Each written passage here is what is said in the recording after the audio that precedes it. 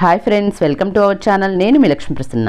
ఈరోజు మన వీడియోలో స్నాక్ రెసిపీని చూపించబోతున్నాను. ఈవినింగ్ టైంలో ఏదైనా తినాలనిపిస్తే అప్పటికప్పుడు ఇలా ఆనియన్తో స్నాక్ చేసి పెట్టండి, చాలా బాగుంటుంది, చాలా ఈజీ కూడా.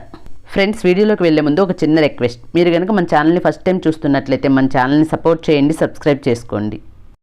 మీకు నచ్చినట్లయితే తప్పకుండా ఒక లైక్ చేయండి. దీనికోసం ముందుగా ఒక బౌల్లోకి 3 ఉల్లిపాయలను తీసుకుని ఇలా ముక్కలుగా కట్ చేసి తీసుకోండి. ఇప్పుడు వీటన్నిటిని ఇలా కలుపుకుంటూ అన్నింటినీ విడదీసుకోండి.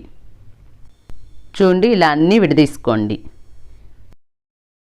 ఇప్పుడు ఇందులోకి 1 స్పూన్ జీలకర్ర వేసుకోండి. అలాగే 1 ఇంచ్ అల్లాన్ని తీసుకుని ఇలా ముక్కలుగా కట్ చేసి తీసుకోండి.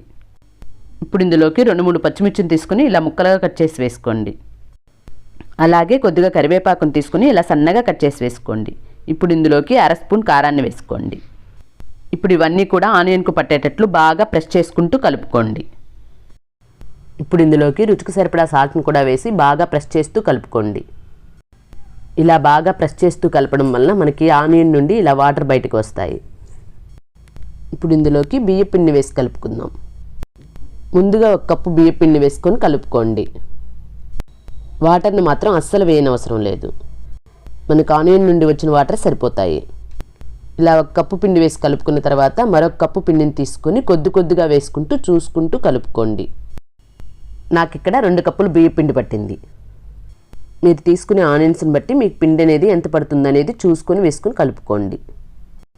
చూడండి, ఇలా కలుపుకొని దీనిపై మూత పెట్టి ఒక 10-15 నిమిషాలు పక్కన పెట్టుకోండి. ఇప్పుడు స్టవ్ పై ప్యాన్ పెట్టి ఆయిల్ని వేసి ఆయిల్ని వేడి చేయండి. ఆయిల్ వేడైన తర్వాత కొద్దిగా పిండిని తీసుకుని ఇలా అరిచేతుల్లో పెట్టుకుని ఇలా అప్పాల్లా చేసుకుని ఆయిల్లో వేసుకోండి. ఇలానే మిగతా పిండిని కూడా ఇలా అప్పాల్లా చేసుకుని ఆయిల్లో వేసుకోండి.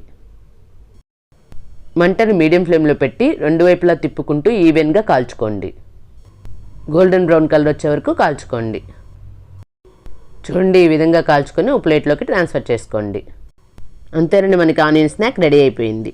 మీరు కూడా ఈ స్నాక్ రెసిపీని ట్రై చేసి ఎలా వచ్చిందో మీ ఫీడ్బ్యాక్ని కమెంట్ చేయండి. Thank you for watching.